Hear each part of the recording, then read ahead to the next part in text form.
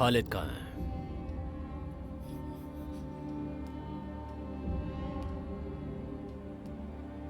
मैंने पूछा खालिद कहाँ है?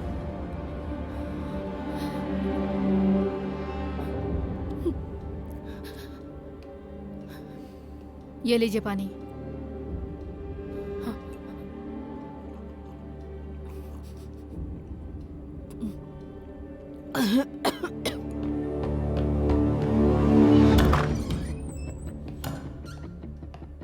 सर,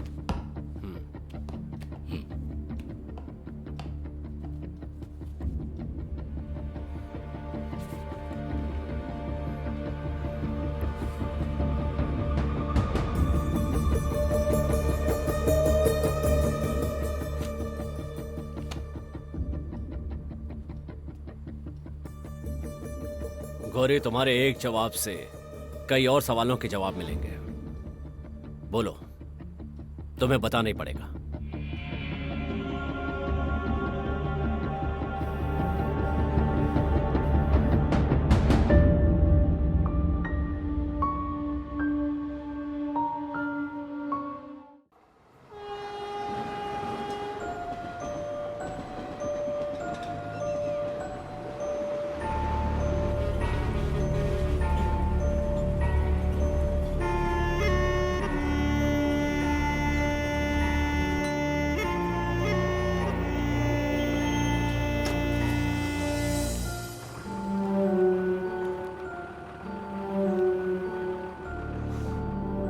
खालिद कहाँ है?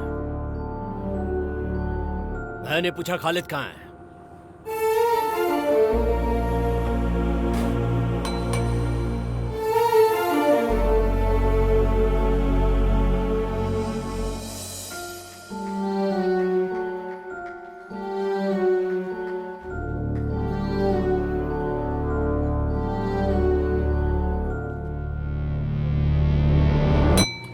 मिर्चन मिर्चन। वो बैग तो दो।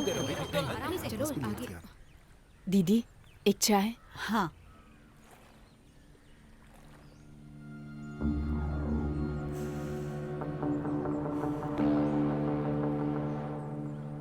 ये लो चाय।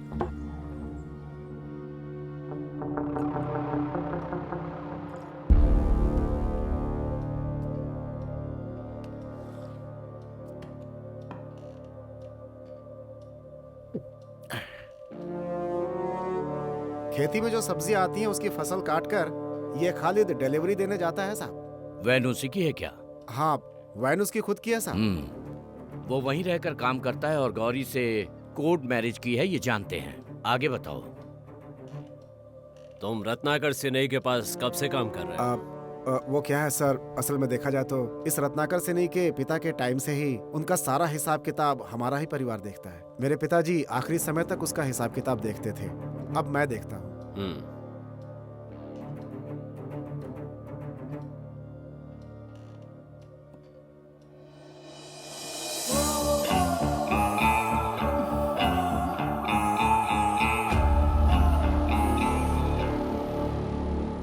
अरे हाँ, वो तो सही। मालिक बताती हूँ।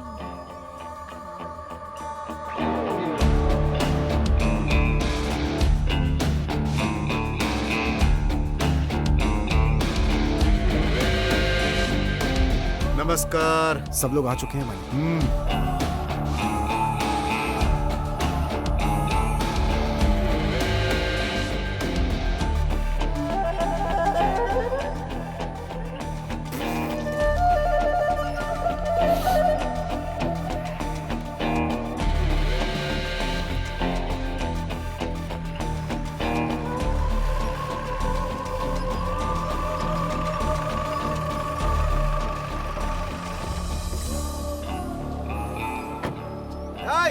राहुल, आज क्या मिला है?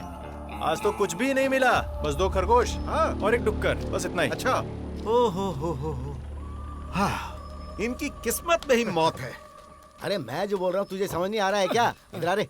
लाइए बड़े बाबू, आज पंचायत। हेलो, मालिक अभी बिजी है। कभी नहीं होगी। ए सुन, हमने कहा ना पंचायत नहीं होगी। लेकिन मैं 1.5 महीने से इंतजार कर रहा अरे तुझे समझ में नहीं आता, पंचायत कभी नहीं होगी। तूने इसको समझाया नहीं क्या? समझा दिया है भाई। हूं। लेकिन बड़े बाबू, अरे तुझसे कहा ना मैंने, पंचायत नहीं होगी। हम इतने काबिल लोग हो नहीं गया हैं, ना, इतना समझ चलो ले। जाओ, आइए मालिक। हटो रे। अरे साहब तो इधर ही बैठे। नमस्ते नमस्कार। नमस्ते सर। क्या हुआ? वो क्या है ना, हमारी जमीन के बगल में फॉरेस्ट की जमीन भी मिली हुई है, ऐसा विलेज ऑफिसर का कहना है। अरे तो इसमें मैं क्या कर सकता हूँ? आप उसे खरीद लीजिए। ठीक है, खरीद लेंगे। हेलो। वहाँ हाँ। तो डुक्कर भी पलट कर ठीक है। नहीं देखेंगे, ऐसी जमीन है वो। हाँ, हम ठीक कुछ है। ज्यादा बाद खरीदेंगे। में बात बहुत करते बढ़िया, ज्यादा खरीद मेरे लीजिए। पास नौकर है ना। हाँ सुधाकर, जी भैया। अपने नौकरों को ले जाओ और कल से ही काम शुरू कर दो। हाँ ठीक है। तुम जरा ध्यान रखना। जी मालिक। मालकिन, हाँ सारा तुम? हाँ मैं ना अभी मंदिर जाकर आई। मालिक और बेटे के लिए मैंने मन्नत भी मांगी। ओ, ये प्रसाद मैं आप लोगों के लिए लाई हूँ। पूजा में तुम्हारे जितने पैसे लगे हैं मैं देती हूँ। हे भगवान, ये लो, इससे रख लो। इसकी क्या जरूरत थी? कोई बात नहीं।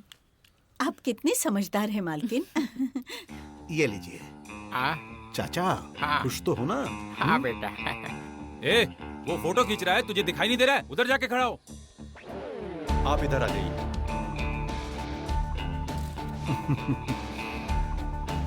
ये लो चाची। सुनो राहुल, अरे तुम नहीं, बांटो। आप ही दो ना। आ जाओ। अरे मैं क्यों? नमस्कार। नमस्ते।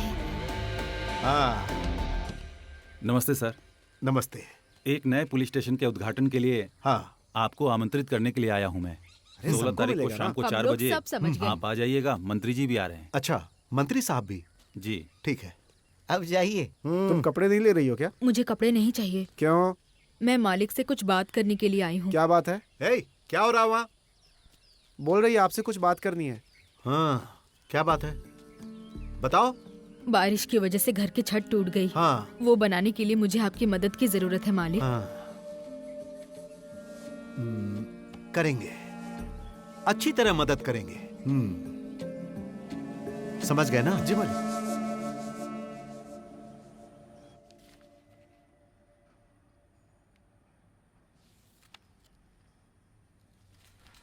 चाय क्यों नहीं पी रही? अब इस वक्त मैं चाय नहीं पीती मैडम। तो फिर बताओ। सच कहूँ तो अनाथ बच्चों की हमेशा मदद करने वाली का नाम है गौरी। और एक बार वेडमपट्टी गांव में जब बाढ़ आई थी, उसमें पूरी बस्ती डूब गई थी मैडम। उसका तो पूरा परिवार उसी में उजड़ गया। जिस दिन ये हादसा हुआ उस दिन कहीं वो बाहर गई थी और इसी वजह से वो बच गई। वो बहुत अच्छी इंसान थी मैडम। अनाथ आश्रम में वो बच्चों से बहुत प्यार करती थी और अच्छे से उनकी देखभाल भी किया करती थी। गौरी के लिए श्रीदेवी उसकी बेटी जैसी थी। श्रीदेवी, अब तुम 10वीं में पढ़ रही हो। तुम्हें अच्छे से पढ़ाई करनी होगी, तभी अच्छी नौकरी मिलेगी।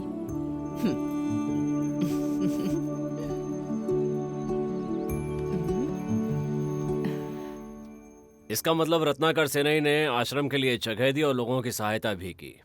बहुत अच्छा इंसान है वो, है ना? ऐसा कुछ भी नहीं है साहब। वो लोगों की भलाई तो करता है, लेकिन कभी कभी आश्रम भी जाया करता था। उसका वहां जाना ही सारी समस्या की जड़ थी।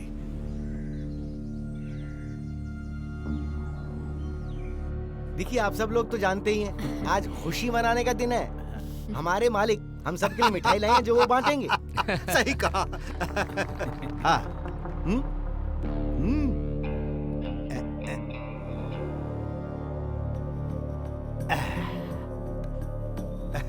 हाँ, ये लो, अंदर लेकर जाओ। हाँ ठीक। हाँ, ले जाओ। जाओ।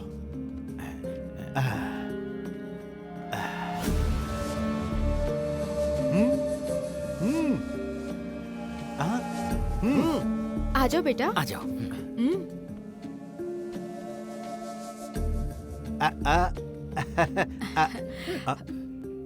ले लो ना श्रीदेवी,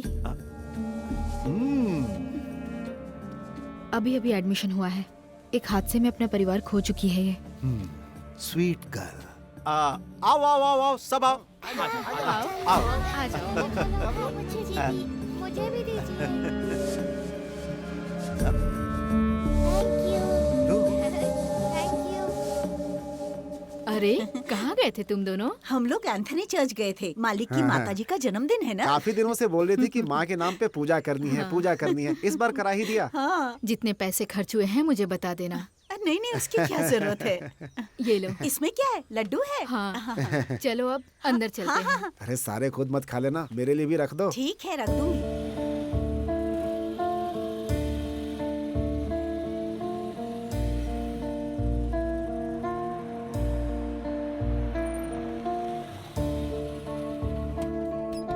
देखो, हाँ चिंता ठीक है, करने वो की सब मैनेज हो कोई जरूरत जाएगा। नहीं है। मालिक मालिक सुनो, हाँ, तुम क्या देख हो जाएगा? लेना। बोला ना साहब ने। हाँ ठीक मालिक, है? तुम जरा इनकी मदद चलता करो। हूँ। देख लेना। वैसे आप लोगों को जो भी जरूरत हो आप सुधाकर को बता सकते हो। अरे बोलो, इन सबको हो जाएगा, आप हाँ जाएं। हाँ ठीक है, चिंता की कोई बात नहीं है। ये कौन है जो यहाँ ऐसे अकड़ के खड़ा है? अकड़ू ही है, ऐसा ही सुना।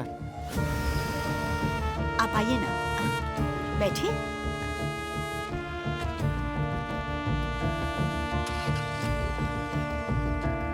चलिए ना। हाँ।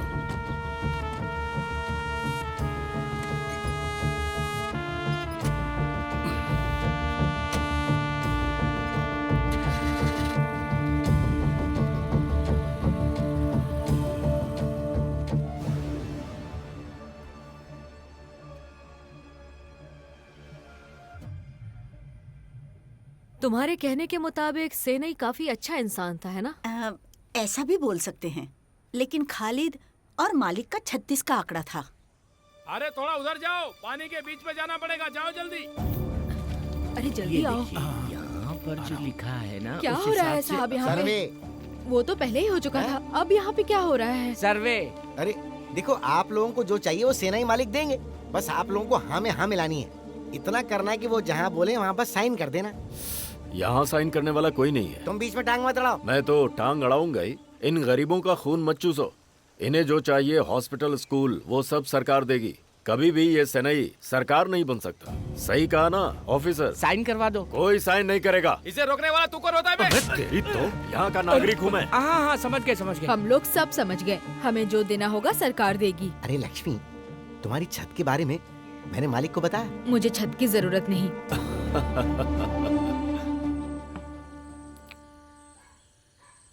वो अच्छे काम करता है ये तो ठीक है, लेकिन वो आदमी सही नहीं है। वो जो कर रहा है उसके पीछे कोई वजह है। पापी लोग अपने पाप को धोने के लिए इस तरह का काम जरूर करते हैं। अपने पाप धोने के लिए क्या क्या करना पड़ता है। कैसा जमाना आ गया है। देखो खालिद, भले ही रत्नाकर सेनई गलत है, लेकिन हमें क्या करना है उससे? उसे जो भी करना है उसे करने दो। लोगों का फायदा होता है तो होने दो। सब बकवास कर रहे हैं। अरे भाई तुम बनाओ ना, हाँ डालो ना थोड़ा। हाँ हाँ हाँ, ये ला।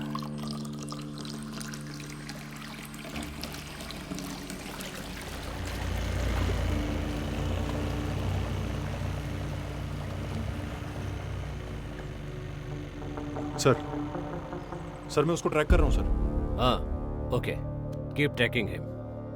Okay sir.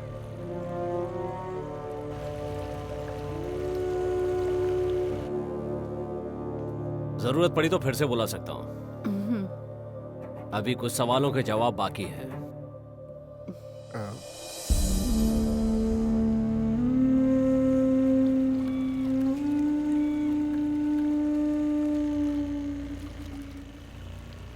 सुनो भाई, सुबह सुबह समुद्र में लहर ज्यादा है क्या? अरे बहुत बढ़िया लहर है, सुबह की बात ही कुछ और है। चलो शुरू करो।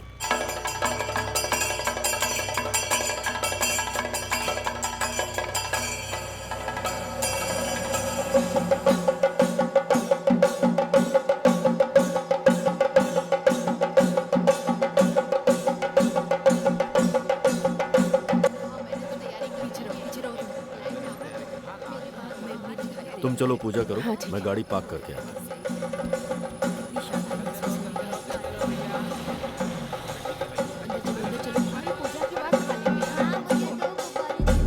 अरे हाँ, सारी सेटिंग हो चुकी है, आ जाइए।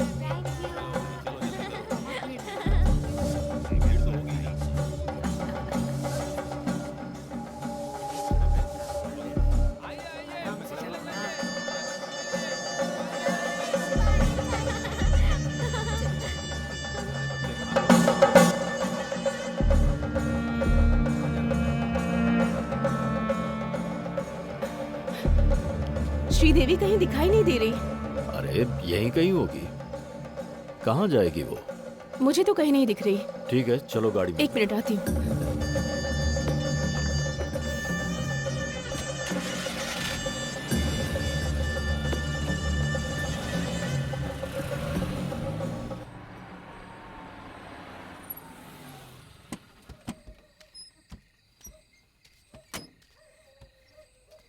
श्रीदेवी, श्रीदेवी, बेटी श्रीदेवी।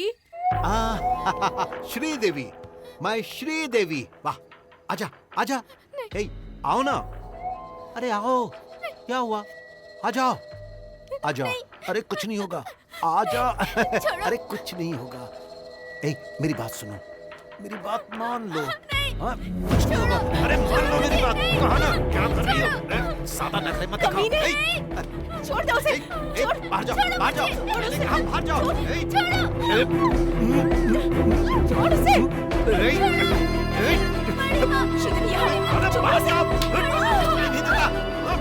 कोई इधर आ। कोई बचाओ, कोई है? वो तो ठीक है लेकिन मैं कॉल करता हूँ।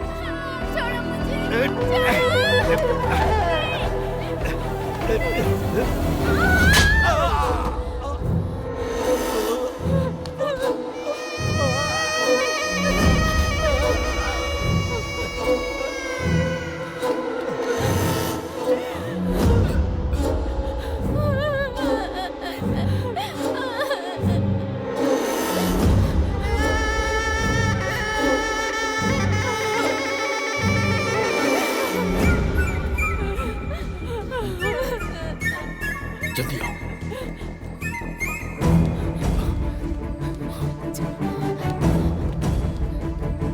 जल्दी चलो, गाड़ी में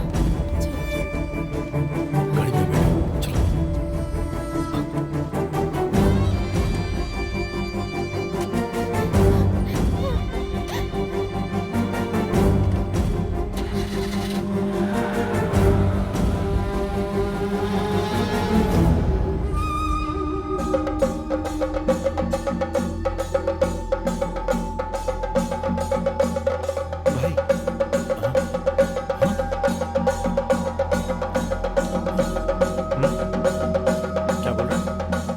जल्दी करो, देरी हो रही है।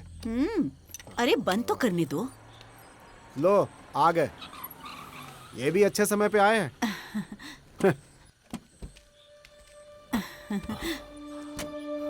अचानक इस समय खालिद, कोई बात है क्या? दरअसल वो रत्नाकर सेनई ने श्रीदेवी से जबरदस्ती की, तभी गौरी के हाथ में एक कंदील आ गया जिसे उसने उसके सिर पर मार दिया। क्या कहा? लगता है वो मर चुका है।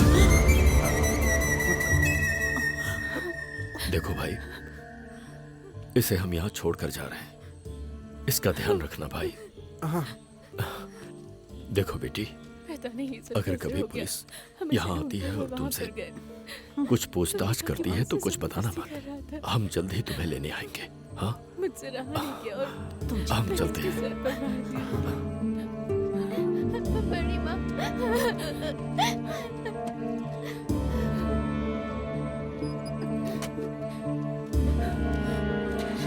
चुप हो जा, चुप हो जा, मत रो।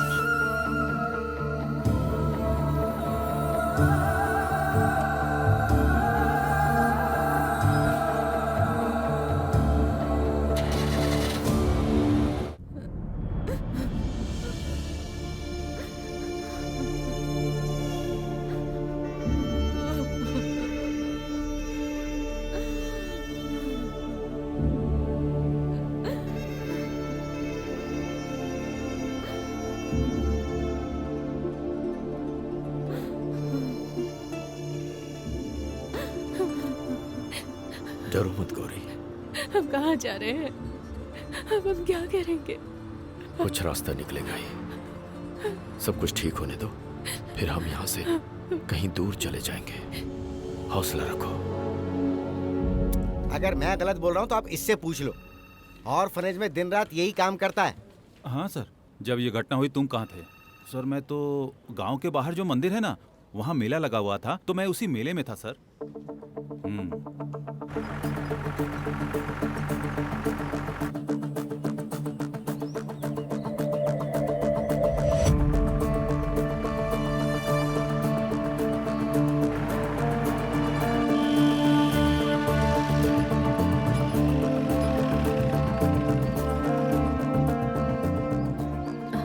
खालिद कहाँ है?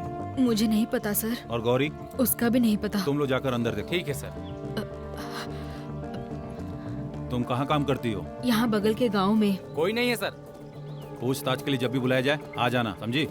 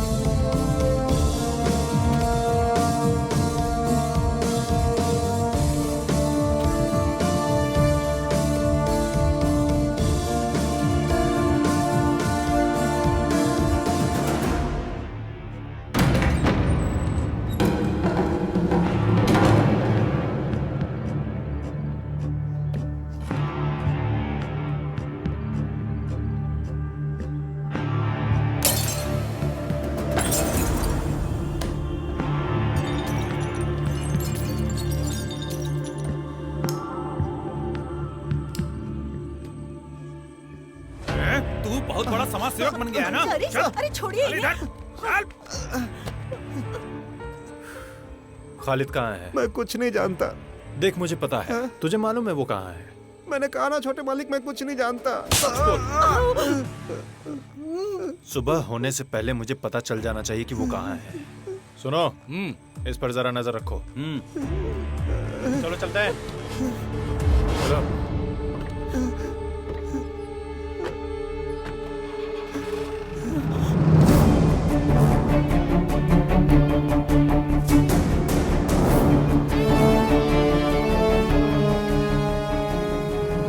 खालिद की मदद मैं क्यों करूंगा साहब?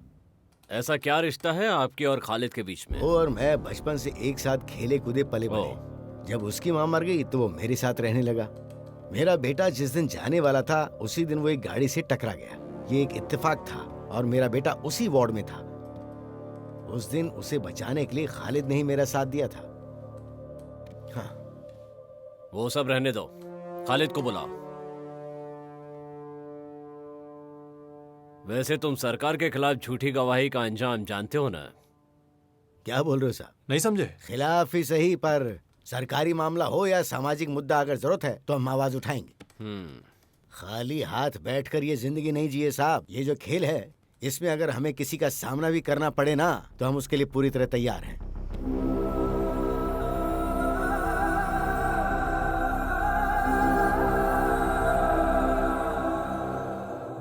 क्या तुमने उसकी हेल्प की, ये जानते हुए भी कि खूनी है तुमने उसकी मदद की?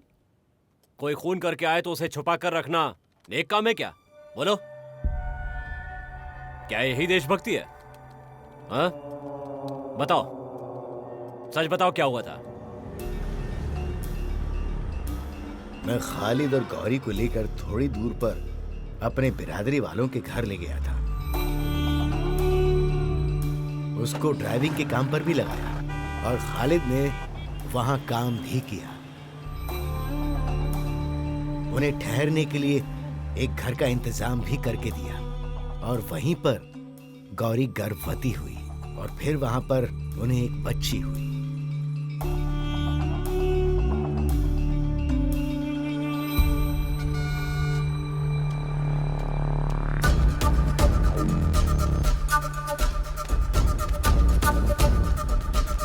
ये तो बाकी हिसाब बताओ।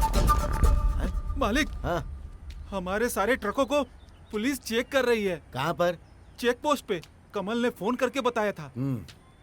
तुम अपनी गाड़ी निकालो। हाँ? गाड़ी निकालो।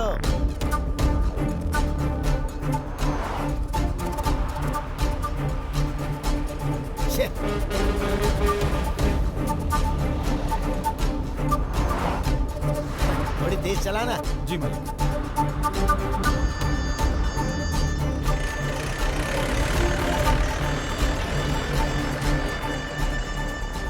देखो खालिद, इतने दिनों बाद भी पुलिस हमारे पीछे लगी है, इसका मतलब पुलिस के हाथ में कोई तो सुराग जरूर लगा है।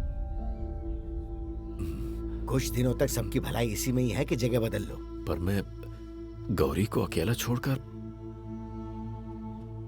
इस सब का मेरे पास एक रास्ता है। भावना गांव में एक छोटा सा घर मैं ढूंढ रहा था। जब नीलम्बा थी तब मैंने खरीद दिया था। तुम्हें वहां ढूंढते हुए कोई नहीं पहुंच पाएगा। फिर भी मेरे बिना वो बच्चे को अकेले लेकर कैसे रहेगी? वहां मेरा एक खास आदमी है जो पहले आर्मी में था। उसी के कारखाने में गौरी के काम का इंतजाम हो जाएगा। क्या बोलते हो? ज्यादा सोचने की जरूरत नहीं है, निकलते हैं। जाओ अपना सामान बांध लो, जाओ। और चलो।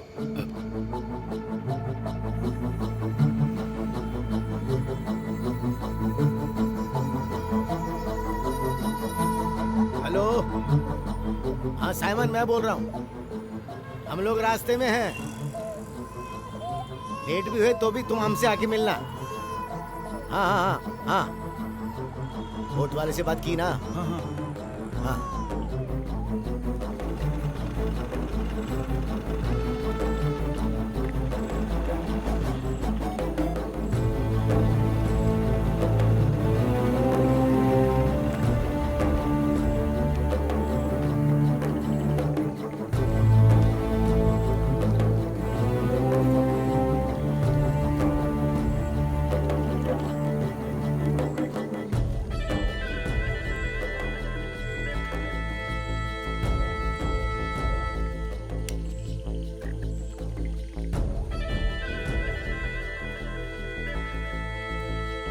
अरे साइमन। जी मालिक।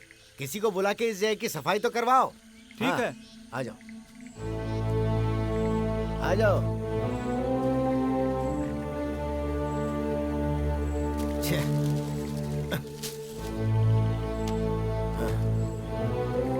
आ जाओ, आ जाओ।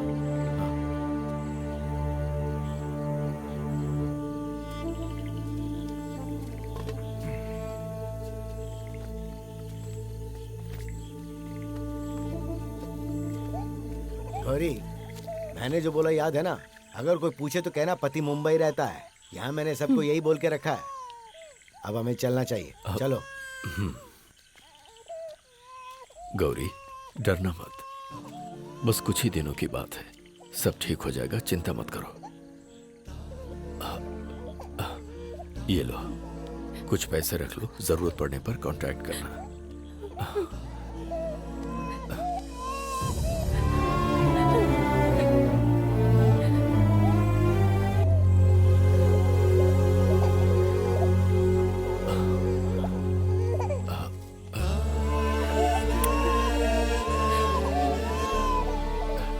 चलता हूँ।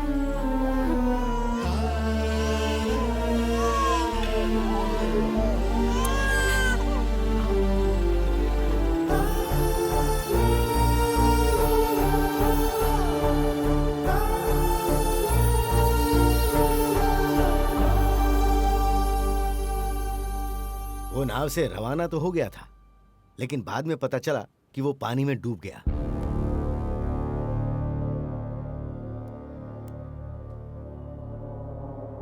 अफसोस है।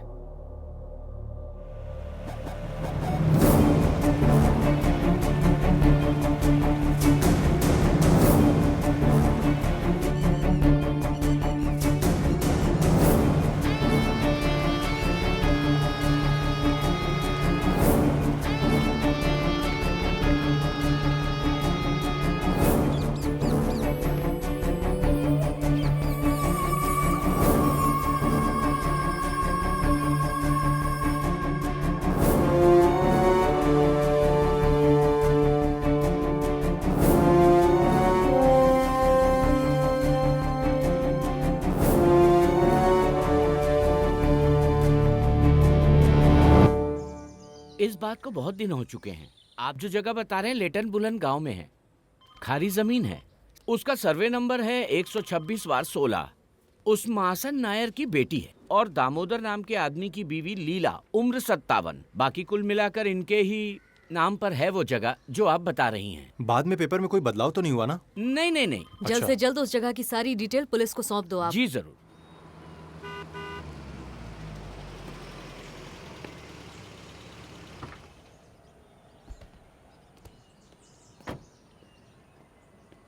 नमस्ते साहब।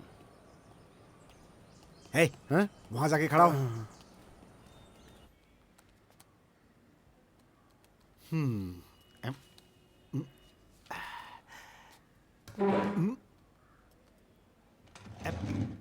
बस ऐसे ही किया था।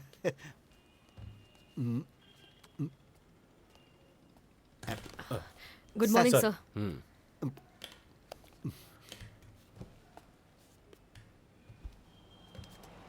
वो कारखाना तुम ही चलाते हो? हाँ हाँ हाँ। उसका फौजी से क्या रिश्ता है? फौजी भी मैं ही हूँ सर। मैं कुछ साल फौज में था, इसीलिए यहाँ के लोग मुझे आर्मी नाम से बुलाते हैं। सर इसी गांव में मेरा घर है। रिटायर होने के बाद मैं कारखाना चलाने लगा। अब तो 3 औरतें भी काम पर लग गई, उनकी लड़की भी है। मेरी बात सुनो। हाँ सर तुमसे जो सवाल कर रहे हैं बस उतना ही जवाब दो। ओह अच्छा। हाँ। ये बताओ कि गौरी तुम्हारे पास कब से काम कर रही है? गौरी हमारे कारखाने ये में सुनो, उसे 3 साल हो गए हैं, ये पता है हमें। शुरू से बताओ। अब 3 साल पहले की। अगर 3 साल पहले से शुरू करूं तो गौरी को मेरे रस्सी के कारखाने में काम पर लगाने के लिए दामोदर भाई लेकर आए थे। तब मैं आर्मी से रिटर्न आया भी नहीं था। उस समय मैंने अपने कारखाने को चलाने के लिए दूसरे को दिया हुआ था। पहले वो मेरे भाई रवि के पास काम करती थी। रवि का कपड़े सिलाई का कारखाना था, लेकिन बाद में किसी कारण से वो कारखाना बंद हो गया। वापस आने के बाद मैंने अपनी रस्सी का कारखाना अपने हाथ में लिया और गौरी को काम पर रख लिया। 3 साल पहले जहाँ तक मुझे याद है बस ऐसा ही हुआ था। अरे उमा, तुम्हारे लोन का क्या हुआ? क्या बोले बैंक वाले? अरे अब मैं क्या बोलूं दीदी, हर दिन कुछ अलग ही बोलते हैं। परेशान कर दिया है। कभी ये पेपर ले आओ, कभी वो पेपर ले आओ।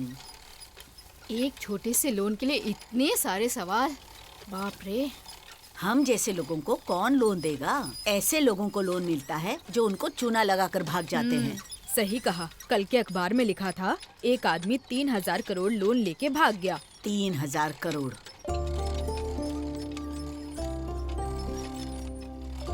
चाची जरा इसे संभालिए ना। हाँ, मुझे जरा काम है, मैं निपटा कर आती हूँ। बेटा कोई कविता आती है? आती है तो सुनाओ। काली कोयल बोल रही है, डाल डाल पे झूल रही है। अरे उसके हाथ से रस्सी तो लो। वाली प्यारी हाँ। अरे गौरी, बिटिया कहाँ है? वहाँ चाची के पास छोड़कर आई। कहाँ? काली अच्छा, सही किया। वैसे तुम रहती कहाँ हो? बगल में जो बस्ती है ना, वहीं पर। हाँ। देखो हम हाथ से इसे कैसे घुमाते हैं, सीख लो। तुम्हें भी इस पे ही काम करना है। गौरी, आ जाओ। तुम बहुत जल्दी सीख जाओगी। पकड़ो। हाँ हाँ, आराम से चलाना। हाँ।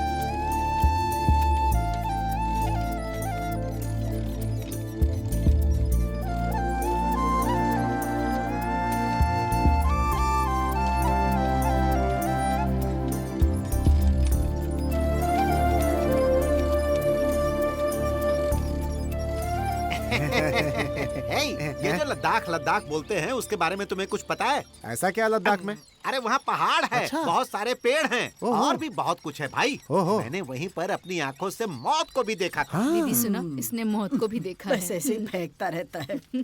आधी रात का वक्त था। मैं अपने बचपन के दोस्त से मिलकर आ रहा था तो रास्ते क्या में कहा? बचपन का दोस्त? अरे तुम्हें क्या लगता है जब मैं इस वक्त इतना सुंदर दिखता हूँ तो पहले कैसा दिखता होऊंगा? अरे खुद भी सोच लिया करो। सुनो, हमारे आर्मी के ग्रुप का एक नाम भी था। क्या था?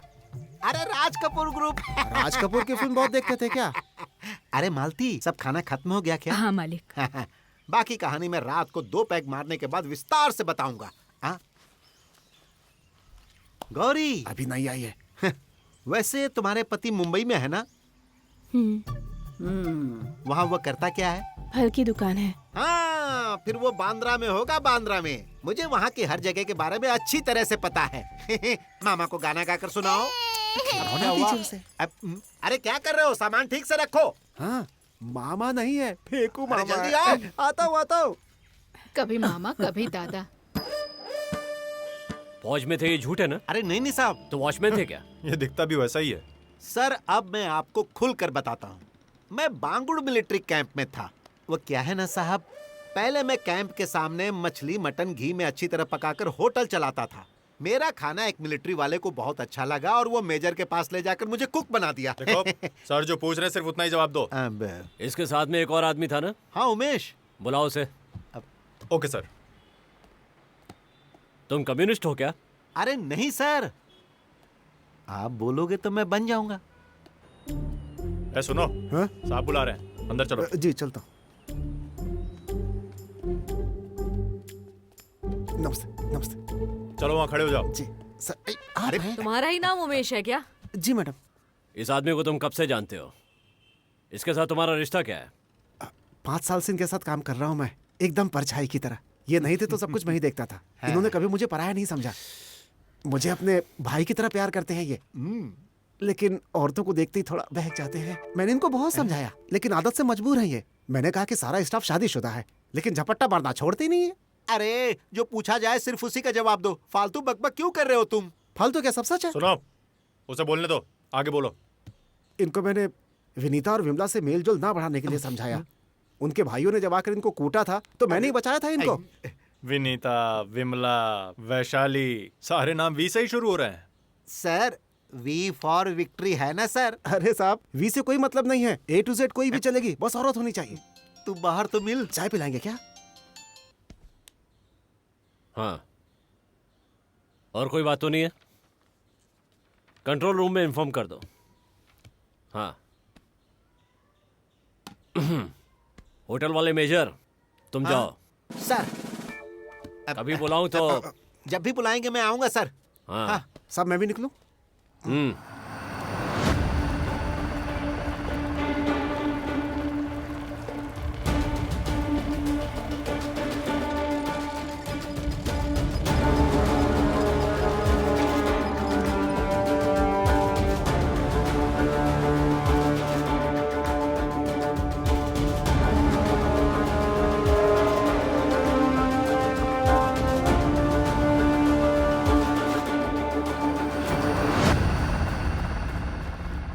इसे देखिए, इस आदमी को जानते हैं क्या? जमानत पे बाहर आया पर अभी तक दिखा नहीं। बहुत बड़ा अपराधी है ये। मुझे इसके बारे में सारी डिटेल्स चाहिए। सर, जो भी पैरोल पर जाते हैं वो लोग हर हाल में हाजिरी लगाने जरूर आते हैं। कुछ लोग जेल लौट आते हैं और कुछ भाग जाते हैं, कुछ आत्महत्या कर लेते हैं। खालिद की तहकीकात की तो पता चला कि जिसके खून का इल्जाम उस पर है वो वैराट गांव का कोई बहुत ही बुरा और जल्लाद आदमी था। उसके खून का बदला लेने के लिए उस आदमी का बेटा भी खालिद का इंतजार कर रहा था। फिर खालिद के बारे में मुझे जब पता चला कि जिसने उसका नाम पैरोल के लिए रिकमेंड किया था उनका नाम था रामानुज। बहुत बड़े वकील हैं। सुप्रीम कोर्ट से लेकर अपने सेशन कोर्ट तक जो भी बड़े बड़े केस आते हैं उन्हें हैंडल वही करते हैं, रामानुज सर। खालिद के पैरोल की पिटीशन विद्यानंद रामानुज ने ही दी थी। कुछ तो गड़बड़ है ऐसा मुझे लगा था। जब मैंने इस बारे में पता किया तो पता चला कि राहुल सेनाई ने उसे मारने के लिए छुड़ाया। ये सब मेरा अनुमान ही है। वैसे कुछ भी हो, खालिद आत्महत्या नहीं करेगा, ये यकीन है मुझे। यहाँ साइन कर दो।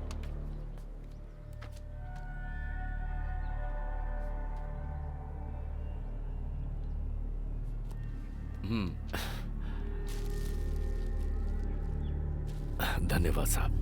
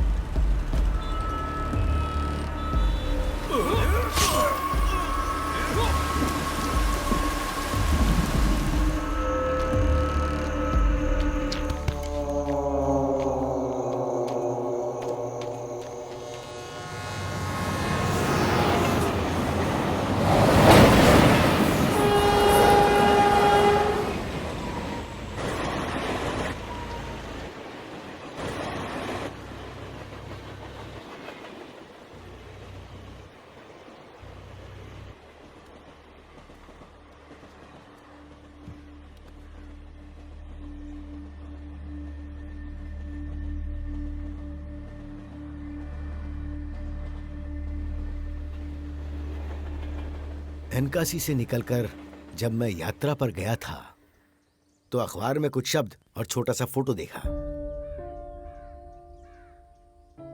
जो लोग पैरोल पर बाहर आते हैं उनके नाम की लिस्ट उस अखबार में छपती है।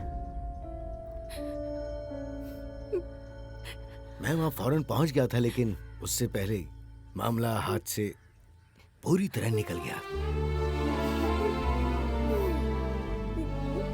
सोचा ये वो नहीं होगा, लेकिन उसके अलावा और कौन हो सकता था।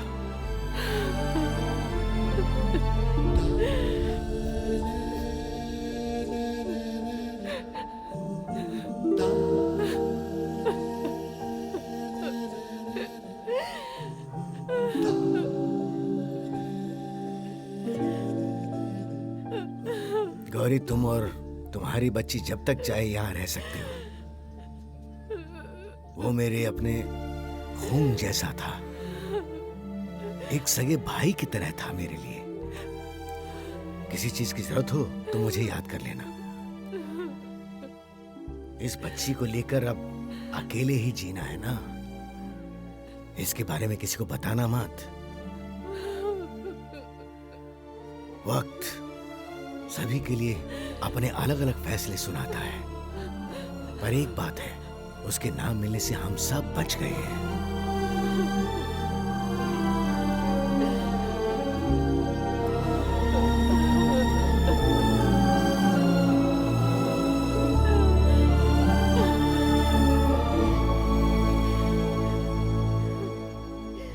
क्या बेटी?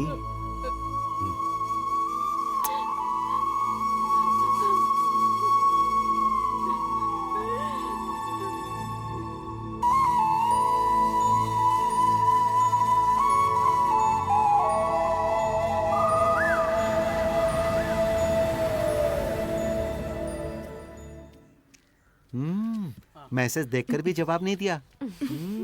तू क्या देख आगे रहा? आओ, चल साइन काम करो। कर। इस साल तो तुम्हारे पति बॉम्बे से आ रहे हैं ना? मेरे पिताजी आएंगे। अच्छा।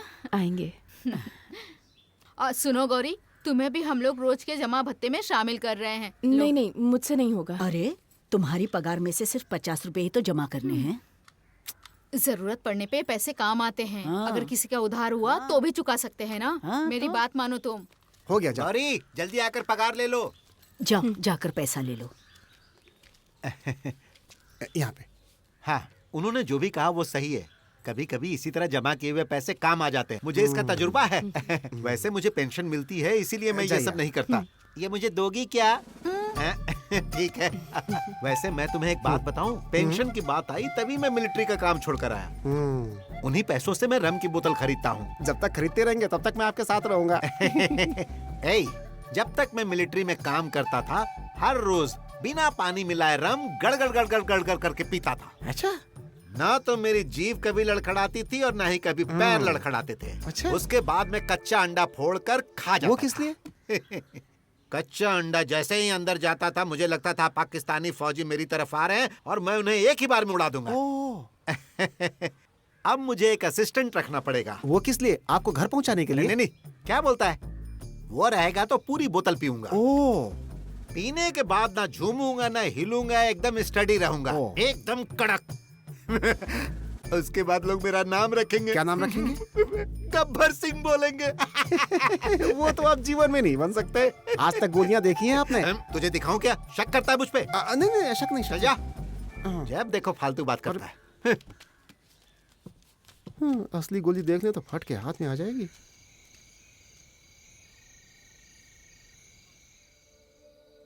पूनम कब है माँ? इस महीने के आखिर में। इस बार तो पिताजी आएंगे ना? शायद आएंगे बेटा। हमारा कोई अपना नहीं है क्या? हम दोनों को चाहने वाला कोई नहीं है। चाहने वाला मतलब? मेरा मतलब जो हम दोनों की फिक्र करे, हमारे बारे में सोचे, वो तो भगवान के पास चला गया। इसलिए अब सो जाओ, रात बहुत हो गई है। चलो। पिताजी कैसे आएंगे? पिताजी कैसे आएंगे बोलो ना। पिताजी ना अपनी जो पुरानी गाड़ी है ना, उसे लेकर यहाँ पर आएंगे और एक ना एक दिन तुम्हें अपने साथ ले जाएंगे। अब चलो जल्दी से सो जाओ, आंखें बंद करो, बहुत देर हो गई है। हाँ, सो जाओ।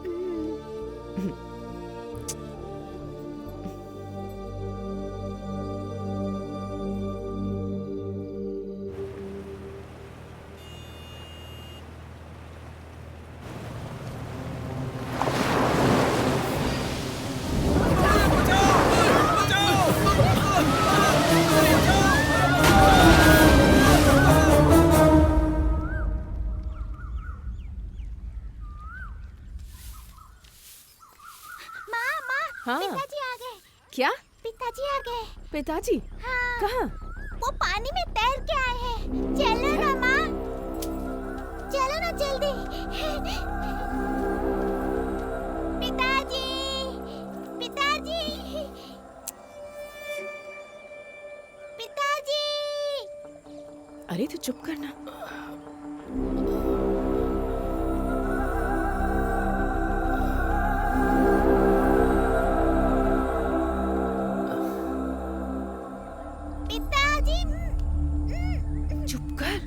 पिताजी को बुलाना। चुप रहना बेटा। माँ, पिताजी को बुलाओ, बुलाओ ना उनको। पानी।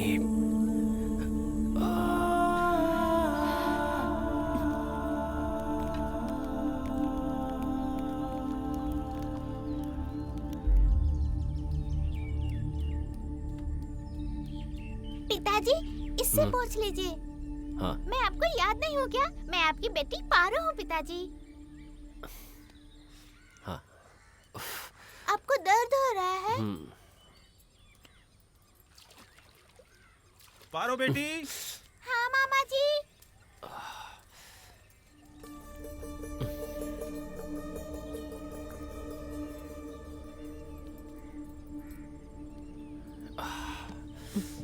कौन है आप? और यहाँ किस लिए आए हैं? घबराइए मत, चलने लायक हो जाऊंगा तो यहाँ से चला जाऊंगा। मणि मामा। हाँ बोलो बेटी। मेरे पिताजी आ गए मुंबई से। कब आए? आज सुबह आए हैं। क्या लेकर आए हैं तुम्हारे लिए? ठीक है, बाद में बताना। हाँ। पिताजी, मणि मामा ने पूछा है आप मेरे लिए क्या क्या लाए हैं? पिताजी का सारा सामान पानी में डूब गया बेटा। पिताजी तुम्हें हर चीज खरीद के देंगे, ठीक है? वैसे तुम्हारा स्कूल नहीं आज? माँ मुझे स्कूल ही नहीं भेजती। अब यहाँ पास में कोई अच्छा स्कूल नहीं है ना, इसीलिए। बच्चों को स्कूल भेजना चाहिए, उन्हें स्कूल न भेजकर बहुत बड़ी गलती करते हैं। पारो, आ जाओ, चलो।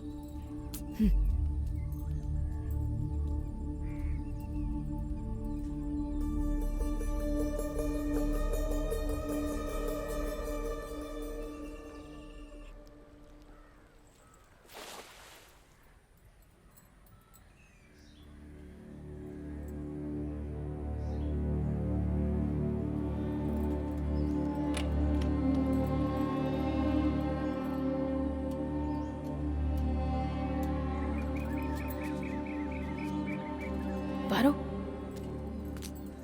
यहाँ आ। माँ, पिताजी। मेरे साथ चल।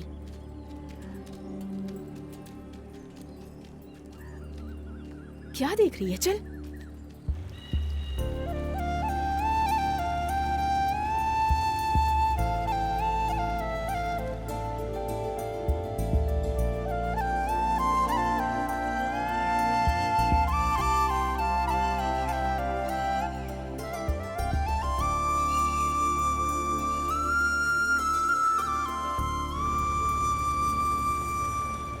अरे क्या हुआ? इस वक्त इतनी तैयारी के साथ कहाँ जा रहे हो? अरे यार क्या बताऊं तुम्हें, क्या हो गया? कल रात को समुद्र में एक नाव डूब गई। क्या बोल रहे हो? पता नहीं कहाँ की नाव थी, इसीलिए देखने जा रहे हैं। फोन करता हूँ तुम्हें वहाँ पहुँच के। बताता हूँ। जाओ जाओ।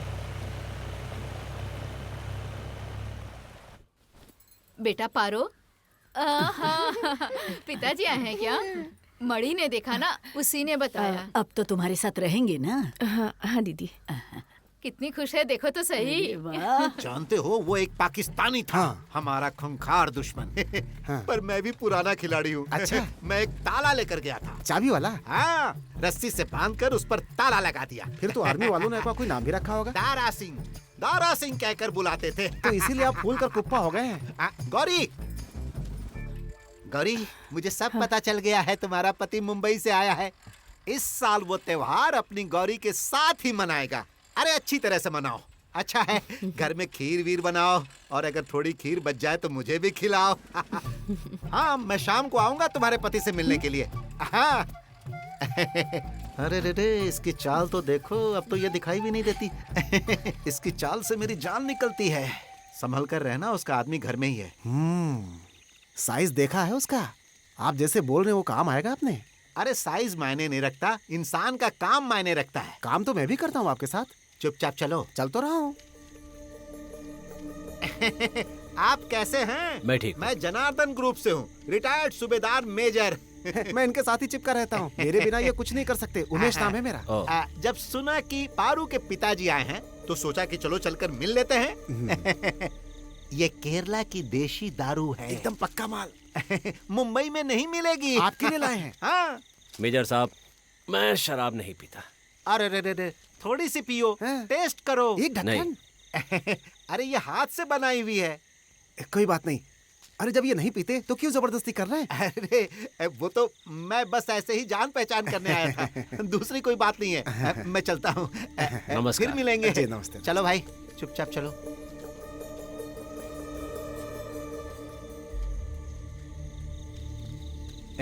ए सुन, अब हम लोग इस बोतल का क्या करें? करेंगे क्या? पिएंगे, नाचेंगे, गाएंगे। तू गाएगा, नाचेगा, और मैं तुझे लात मारूंगा। मार दो साहब, लेकिन नाचने तो दो। बड़ा आया नाचने गाने वाला।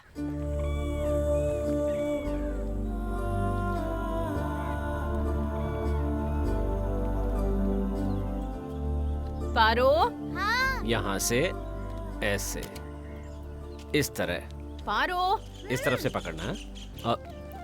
पारो, चल हमें जाना है। क्या हुआ? नहीं, मैं नहीं आऊंगी आपके साथ। मैंने कहा ना, हमें जाना है। चल चल ना, कहा ना मैंने, आने के लिए कह रही हूँ ना। अरे रहने दीजिए ना, मैं संभाल लूंगा। आप नहीं, जाइए। इसका यह रहना ठीक नहीं है। आप डरिए मत, मैं इसके साथ हूँ। पारो, पानी में बिल्कुल मत जाना। हाँ। सुनिए, शाम को लौटते वक्त अखबार ले आएंगी?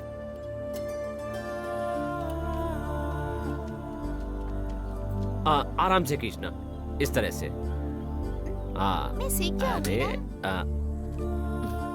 कुछ नहीं, कुछ नहीं।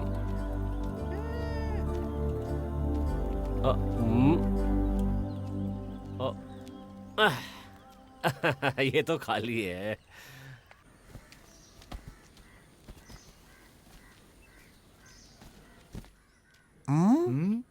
हाँ?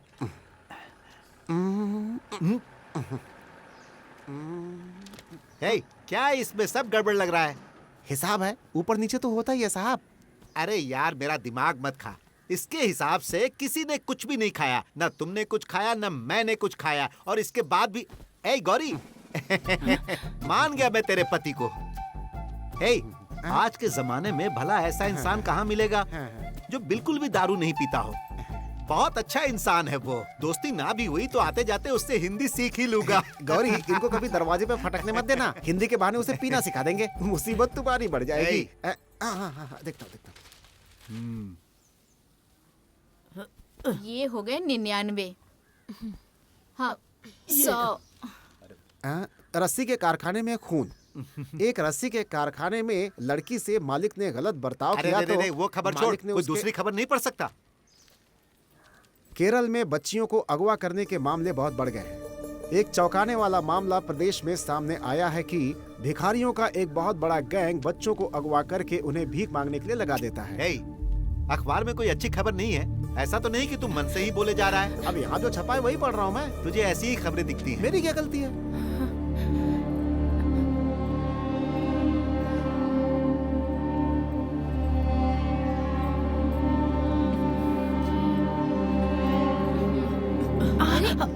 क्या हुआ?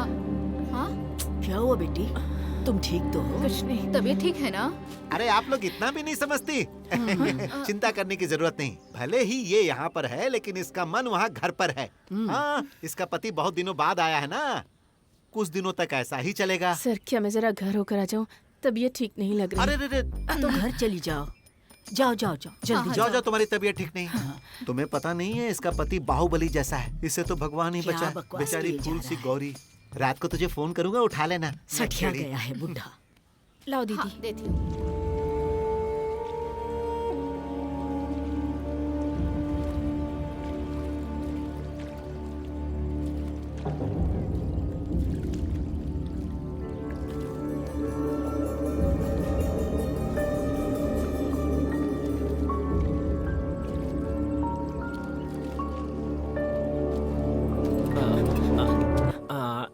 ऐसे हाँ, ये ऐसे और ऐसे।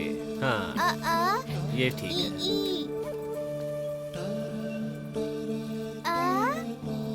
हाँ, बढ़िया। देखो पारो? माँ, पिताजी ने स्लेट खरीद के दिया है। नाव में एक आदमी बेच रहा था, स्लेट और चौक ले लिया। पॉकेट में एक गीला नोट पड़ा था, उसे सुखा के दे दिया। कुछ भी हो जाए लेकिन पढ़ाई बंद मत करना।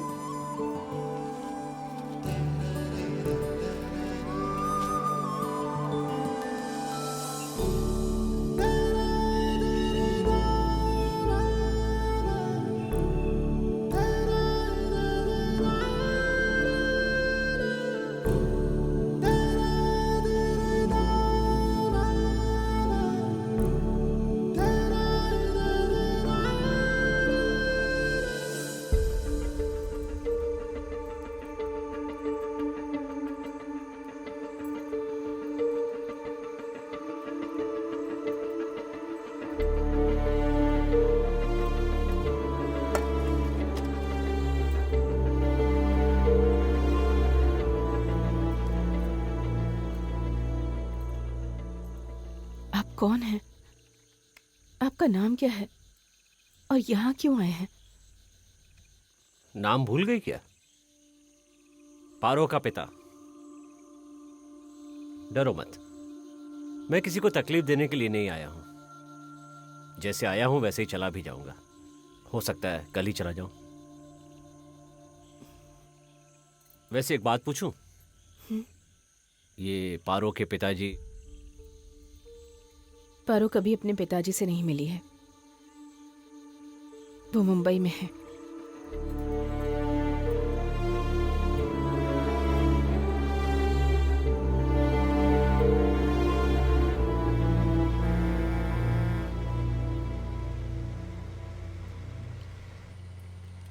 लो, अब खुद लिखो।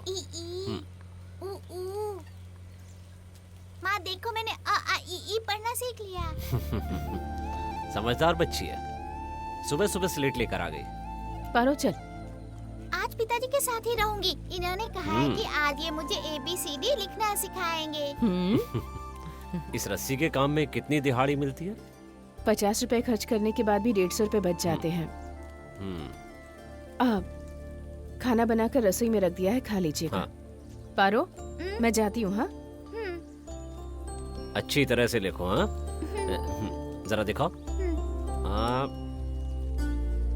ऐसे ऐसे लिखना है।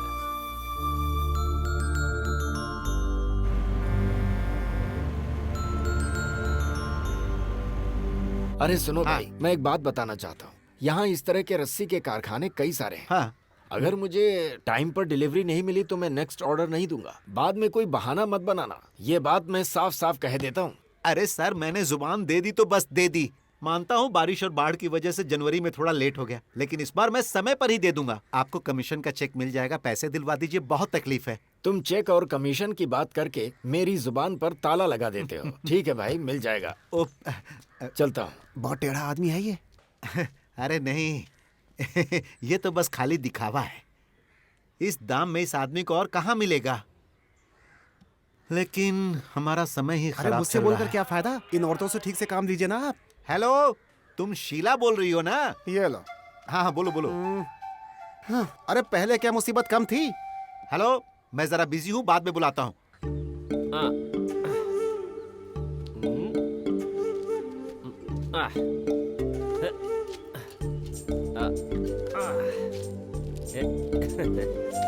Omelette chocolate, omelette chocolate. माँ, मैंने पिताजी को ये खेल सिखाया है। नहीं, बस ऐसे अच्छा ही। किया है ना?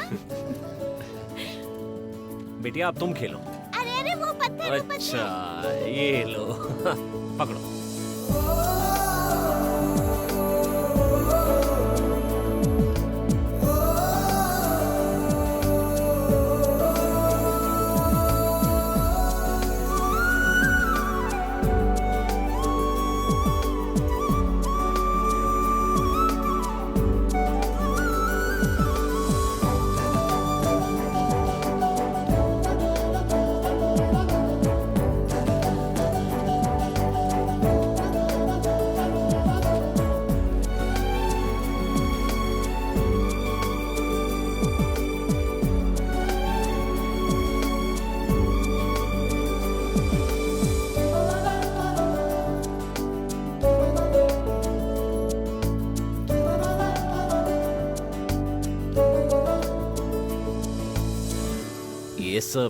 ये सब करने की क्या जरूरत थी?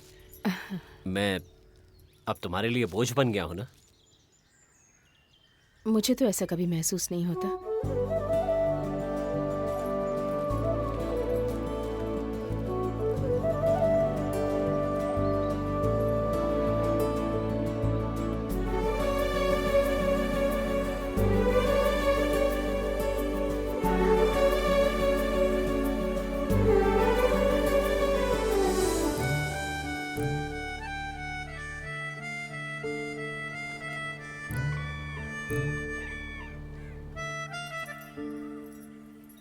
पारो, उसे रख दो, हाथ कट जाएगा। बात नहीं सुनती।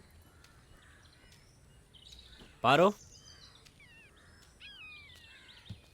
पारो यहाँ आओ। पिताजी बुला रहे हैं। क्या है पिताजी? पारो बेटी। क्या है पिताजी? मैं सोच रहा हूँ कि चला जाऊँ। कहाँ जाएंगे? अरे पिताजी को काम पर जाना है। नहीं, मत जाइए ना आप। जल्दी वापस आ जाऊंगा। हाँ? मत जाइए ना पिताजी, नहीं जाइए, नहीं कहा ना वापस आ जाऊंगा। पारो, उन्हें जाने दो बेटा, उन्हें काम पर जाना है। यहाँ छोड़ो बेटा, रो मत, मैं आ जाऊंगा। अब जरा पकड़ो इसे। हाँ, मत जाइए ना पिताजी। पारो, मेरी बात सुनो। यहाँ आओ बेटा। छोड़ो बेटी, जाने दो उन्हें। समझा करो। पारो, पापा को जाना पड़ेगा बेटी। वो जल्दी आ जाएंगे बेटा। छोड़ो ना बेटा। मैं आ जाऊंगा वापस। अरे अरे पारो, क्या हो गया इसे? पारो, पारो, जरा पानी लेकर आइए, मैं इसे संभालूंगा, आप जाइए। पारो, पारो आँख खोलो। बेटी, पारो बेटी।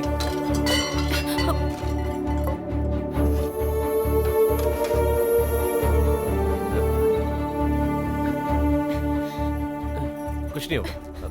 हाँ। पारो, पारो, आँखें खोलो बेटा। पिताजी मत जाइए ना। नहीं, बिल्कुल नहीं जाऊंगा। लगता है इसे बुखार है। नहीं जाएंगे ना पिताजी। घर में कोई दवाई है क्या? हाँ। आप नहीं जाएंगे ना। नहीं जाएंगे पिताजी।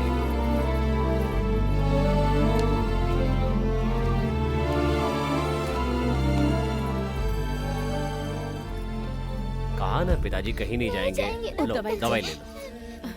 हाँ हाँ, वाह, अच्छी बच्ची। P low, P low, P low. इसे जरा आराम करने दो। हाँ, जा। अच्छा, इसे अंदर सुला देती हूँ।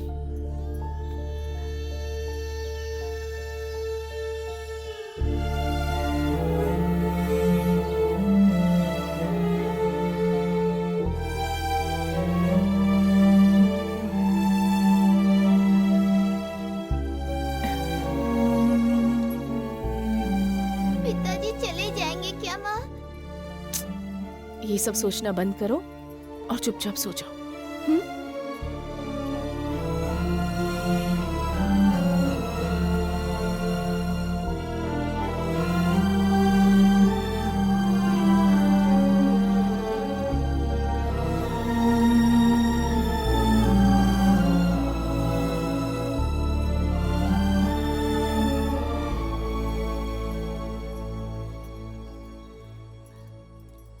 अब कैसी है?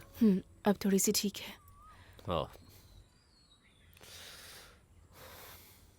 उसे लगता है आप ही उसके पिता हैं, क्योंकि उसने बचपन से आज तक उनका चेहरा ही नहीं देखा।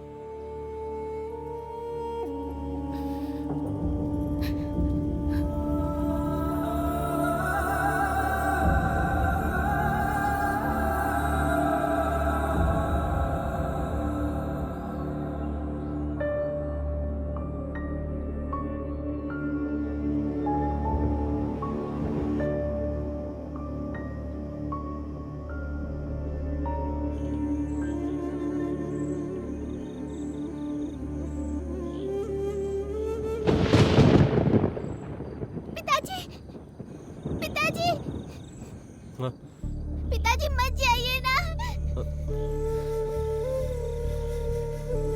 बेटी, बेटी, पारो, मैं यहीं पर हूँ।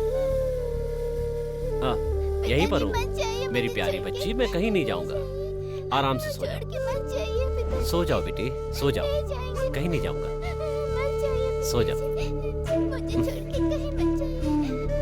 कहा ना पिताजी कहीं नहीं जाएंगे।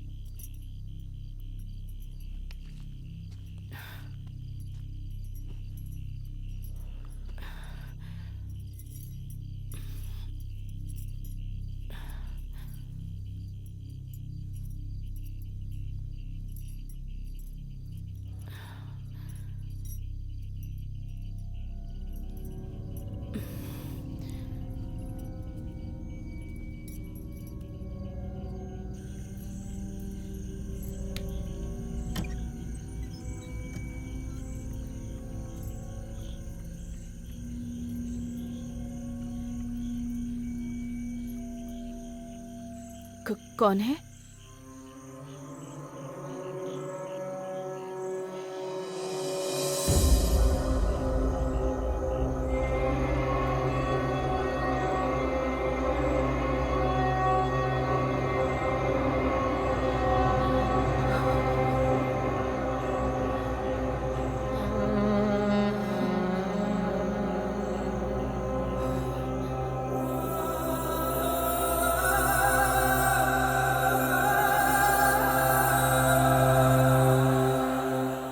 सोचा था मैं मर गया हूं ना।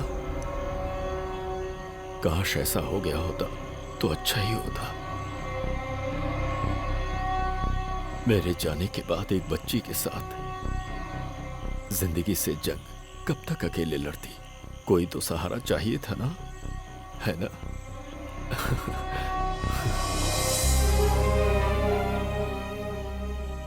कभी कभी मैं सोचा करता था कि किस तरह से लोगों की जिंदगियां बदल जाती हैं।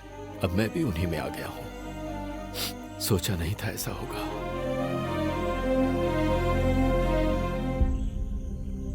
जब मैं जेल में था तब मुझे ऐसी बातें याद आती थी कि तुम और मेरी बच्ची मेरा इंतजार कर रहे होंगे।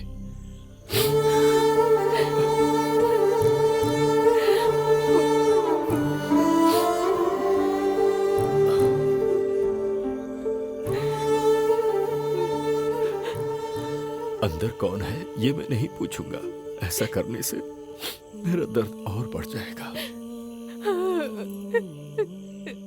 बस एक बार मुझे मेरी बच्ची की सूरत दिखा दो।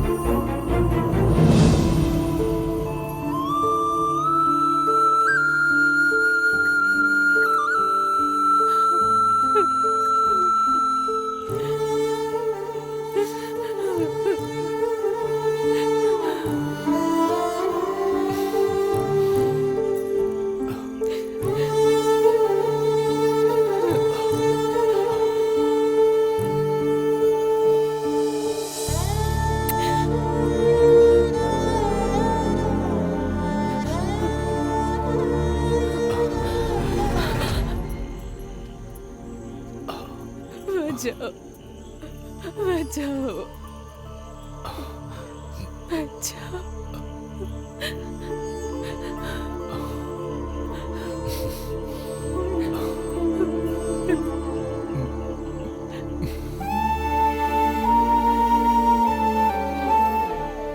हमेशा खुश रहो।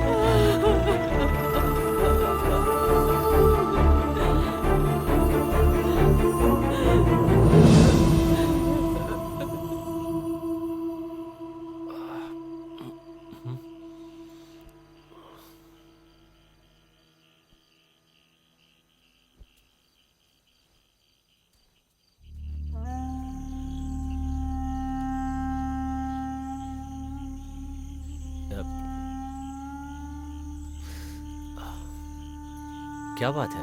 हाँ। बच्ची को लेकर बाहर बैठी हो? वो नींद नहीं आ रही थी इसीलिए बाहर आ गए।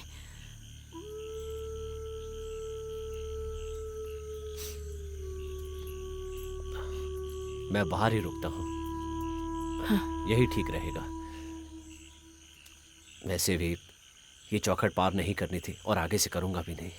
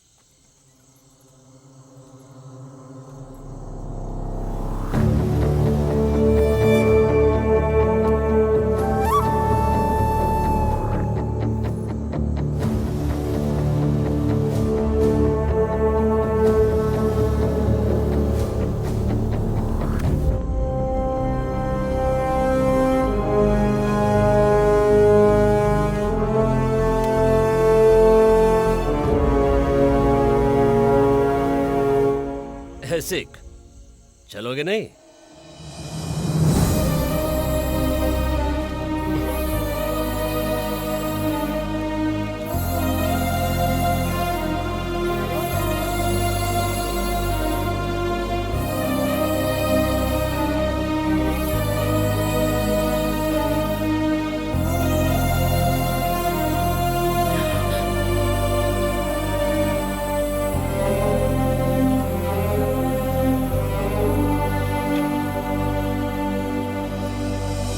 Officers, gun salute!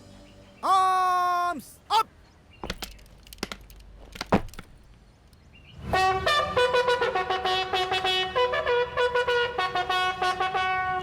Guns shoulder up! Guns take down! ये एसिक थॉमस है सर। ये एसिक थॉमस का फोटो है सर। जेएनयू का स्टूडेंट है, पीएचडी भी की है। संगठन प्रमुख के मरने के बाद इसने सारी जिम्मेदारी अपने कंधों पर ले रखी है। इसका नेटवर्क छत्तीसगढ़ तक सीमित नहीं है। आंध्रा में जो 2 एमएलए को गोली मारी गई थी ना, उसके पीछे भी इसी आदमी का हाथ है।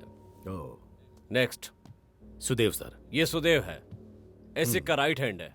ये भी जेएनयू से है। नेक्स्ट, ये है रामा प्रसाद। सर ये रामा प्रसाद, एसिक और ये सुदेव, इन तीनों को ही तेलंगाना पुलिस ने अरेस्ट किया था।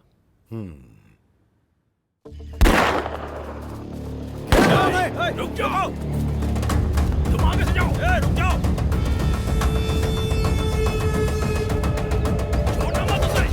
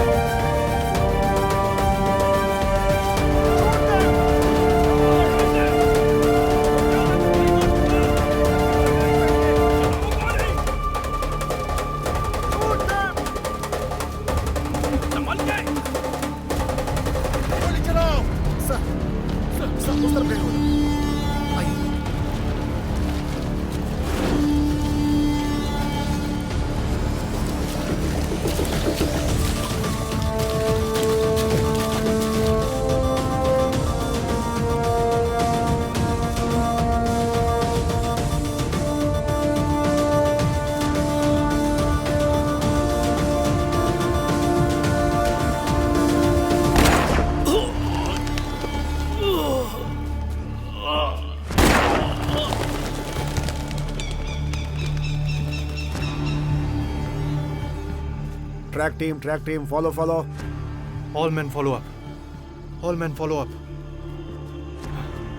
Move.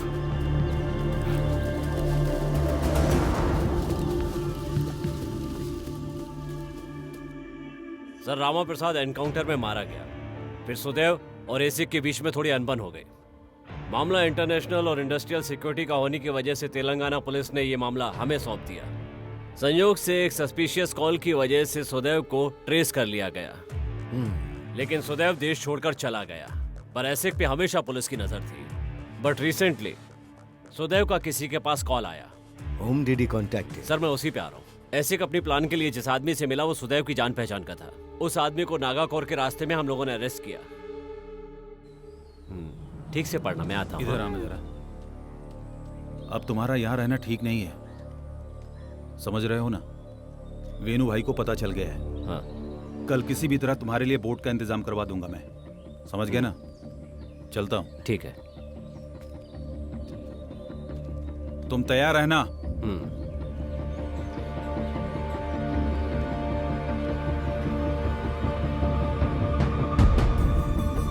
पिताजी,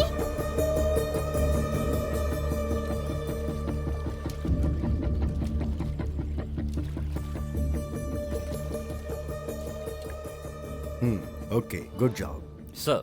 व्हाट अबाउट गौरी? इंटेरोगेशन चल रहा है? सर वो हो चुका है। सर वो एसिक नहीं है, गौरी का पति खालिद है, जिसके बारे में हमें शक था कि वो मर गया है। सेनी नाम के आदमी के खून के जुर्म में जेल में सजा काट रहा था। वो सजा के बीच ही किसी ने उसकी बेल करवाई। पुलिस रिकॉर्ड के मुताबिक उस समय ही खालिद ने ट्रेन से गिरकर खुदकुशी की थी, ऐसी खबर मिली थी हमें। सर, खालिद का जमानत पे बाहर आने एक प्लान था सर, और उसमें उसका साथ देने वाला विद्याकरण राममणि था सर। इस सब की वजह वही था sir. I feel so funny, इस तरह तुम लोगों के सामने खड़ा हूं। We don't feel it so funny. Oh, मेरा वक्त बहुत कीमती है, पता है ना? रामानुज एसोसिएट, वहां सुप्रीम कोर्ट के सॉलिसिटर जनरल से लेकर नीचे तक तकलीफ में पड़ जाओगे। उसकी चिंता मत करो, ये तो हमारा काम है। आपको एक जानकारी देनी है और वो जानने के बाद आप यहां से जा सकते हैं। हमारी इंटरनल सिक्योरिटी है ना, वो हमेशा अपनी आंखें खुली रखती है। हमारा संबंध सीएम से है। वो जो बंदर होता है ना, वो जब समंदर की गहराई नापने निकलता है तो उसका क्या होता है पता है ना?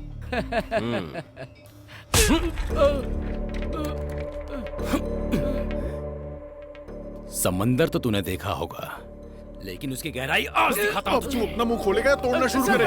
बताता हूँ सर। सर प्लीज बताता हूँ सर। हमें साफ साफ बताओ विद्याकरण राममणि के बारे में।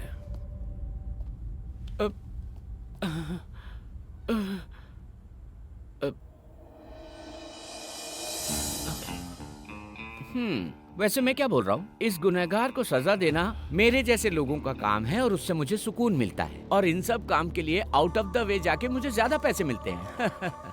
पैरोल पे छुड़ाना तो अलग बात है, लेकिन बाकी काम में भी मेरा साथ चाहते हो तो तुम्हें कुछ और भी करना होगा।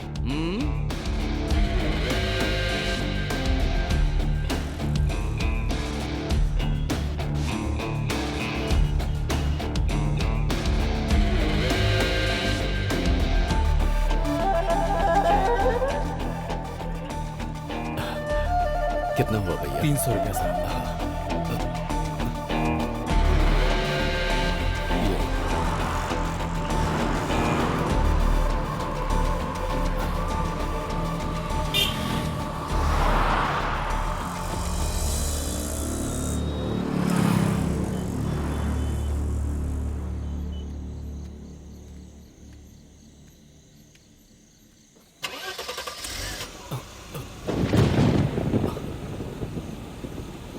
अरे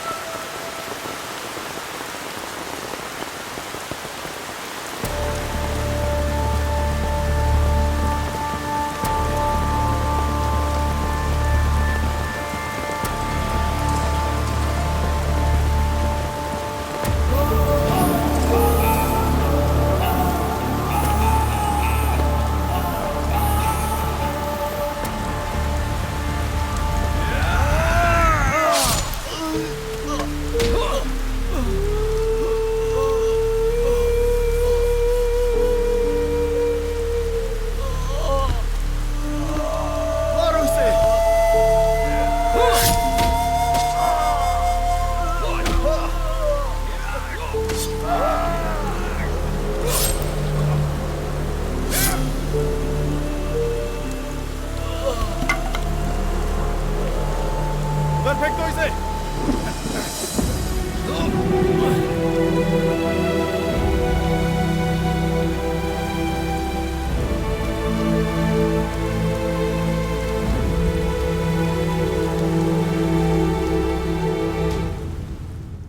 ये जो खालिद है, where is he now? We have exact information from the jail. Khalid जिस दिन पैरोल पे बाहर आया था, उसी दिन रेलवे ट्रैक पर हमें एक बॉडी मिली थी। बस इतना ही नहीं, उस बॉडी की हालत इतनी खराब थी कि उसे पहचानना मुश्किल था कि ये आदमी कौन है। जो बॉडी मिली वो खालिद की है, ऐसा अनुमान लगाया हमने। इसका मतलब आपका ये अनुमान था, है ना? खालिद ही मरा है, इसका कोई सबूत नहीं है। अनुमान ही लगा सकते हैं, लेकिन लोकल पुलिस ने तहकीकात की थी। उनकी दी हुई रिपोर्ट के मुताबिक जेल सुपरिटेंडेंट के तौर पे मैं जो कर सकता था किया। एक बात समझ में नहीं आई, आपके पास रजिस्टर था, उसके बाद भी आपने चेक क्यों नहीं किया? आपको तो राइट्स है ना? चलते हैं। मैं रिटायर होने वाला हूँ, ऐसी जांच पड़ताल करके मेरी बदनामी मत कीजिए।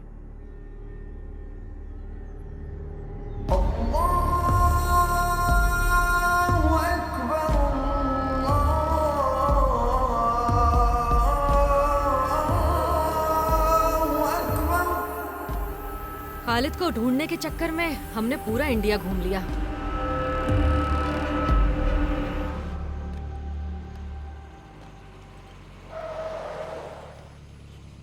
खालिद,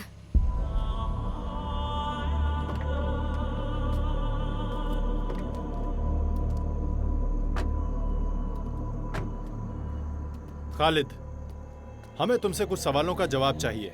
गौरी के बारे में हमें तुमसे कुछ पूछना है। जब तक मैं जिंदा हूं तब तक आपको सारे सवालों के जवाब मिलेंगे। खालिद, हमें सब कुछ सच बताओ।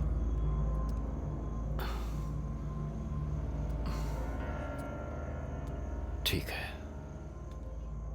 सर, खालिद की जिस दिन बेल हुई थी उसी रोज सेनेई के आदमियों ने उसे बुरी तरह से जख्मी करके जंगल से जाने वाले एक रेलवे ट्रैक पर फेंक दिया था।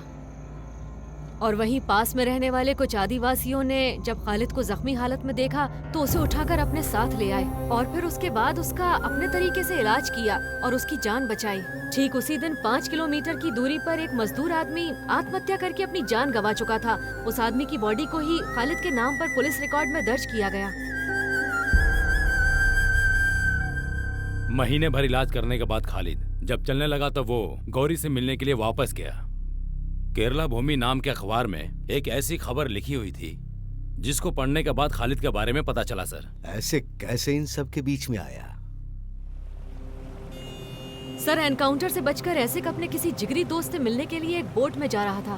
बीच समंदर में वो बोट एक हादसे में डूब गई। उसकी भी सारी डिटेल्स है हमारे पास।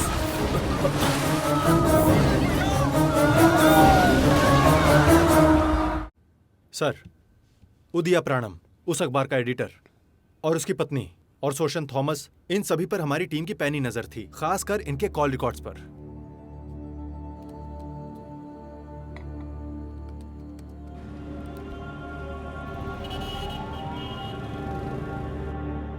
ठीक 1 महीने पहले सोशन थॉमस के नाम से खरीदा गया एक सिम कार्ड।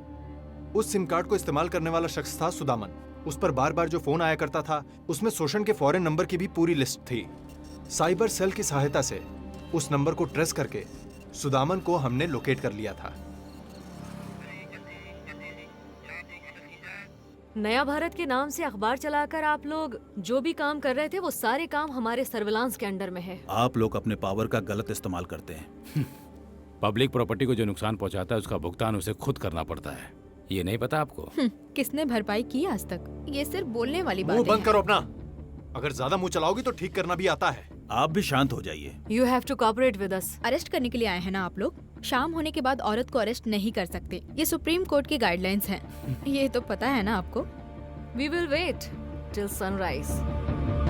सर, ये गौरी जहाँ पर रहती थी उसका घर मुंडी गांव से कुछ दूरी पर था।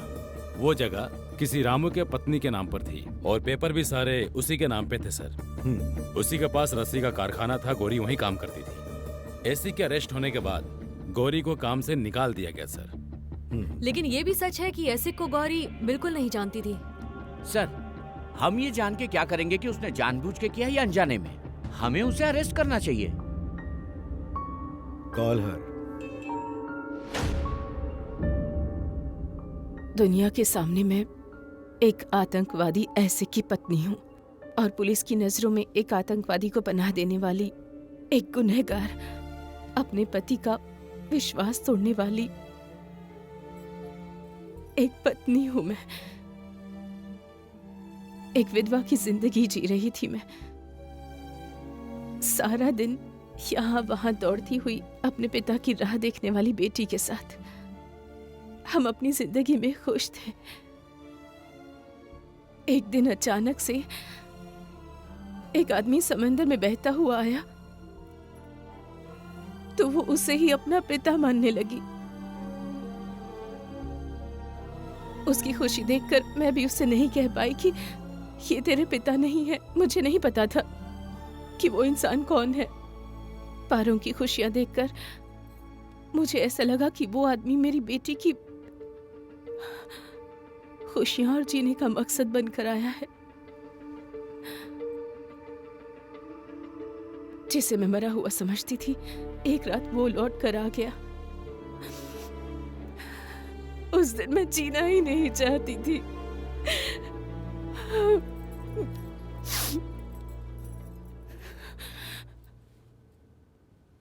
मैंने कोई गलती नहीं की, मैं खूनी हूं, लेकिन मेरी वजह से जो पकड़ा गया और जिसे सजा मिली है वो मेरे पति हैं। किसी भी कोर्ट के सामने मैं गुनाह कबूल करके, फिर चाहे मुझे उसके लिए कितनी भी बड़ी सजा मिले, मैं कबूल करने के लिए तैयार हूं।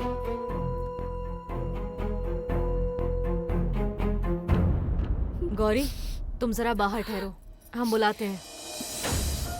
सर, खालिद ही गौरी का पति है, ये तो क्लियर है, और सेनाई का खून उसने किया है, ये बात उसने खुद कबूल की है। ऐसी स्थिति में हम दोनों केस ओपन कर सकते हैं सर। देखो, एसआईटी के सामने गौरी एक आतंकवादी नहीं है, और इस मामले में उसके खिलाफ हमारे पास किसी तरह का कोई सबूत नहीं। आयशक को उसने अनजाने में पनाह दी, बस उसकी सिर्फ इतनी सी ही गलती है। सर, ये खून का मामला है। अगर किसी औरत के पास इज्जत बचाने का कोई रास्ता ना हो तो वो खून कर सकती है, और यही सच भी है। सॉरी सर, लेकिन गुनहगार को कोर्ट ले जाकर पेश करना पुलिस का कर्तव्य है। उसके लिए रहम खाने की जरूरत नहीं है, अरेस्ट करते हैं। जोसेफ, गुनहगार को ढूंढकर उसके हाथ में हथकड़ी पहनाना ही हमारा काम नहीं है। जब गुनाह होता है तब उनकी मानसिक स्थिति और उनके हालात, हमें उसे भी देखना चाहिए। वैसे भी आजकल वीमेन एम्पावरमेंट का जमाना है। सर, खुद की इज्जत बचाने के लिए हथियार उठाने वाली कोई भी औरत हो, कानून का काम उसको सजा दिलाना नहीं, बचाना होता है। सर, सबूत के अभाव में न जाने कितने गुनहगार कानून की आंख में धूल झोंक कर बच जाते हैं एवरीडे। हमारा समाज भी उसी को अपमानित करता है जिसके साथ अन्याय हुआ है। अकेली औरत का जीना कितना मुश्किल है, ये तो आप जानते हैं। एक बच्ची को बाप का साया देना चाहा, गौरी का यही दोष है। तो आपका क्या निर्णय है सर? जैसा जोसेफ ने कहा था, ठीक वैसे ही हम गौरी को अरेस्ट करते, अगर सबूत होते तो, but let her go free.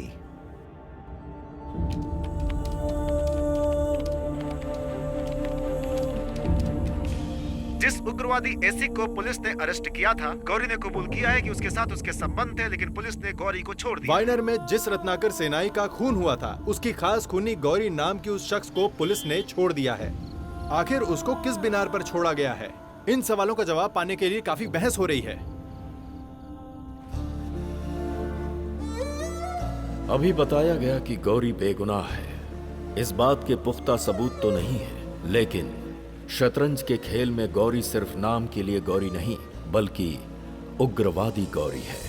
उसके लिए सबूत की जरूरत नहीं है। हालात किस तरह से एक भोले भाले इंसान को बदल कर रख देते हैं, गौरी इसकी मिसाल है, जिसकी जिंदगी की शुरुआत यहां से होती है।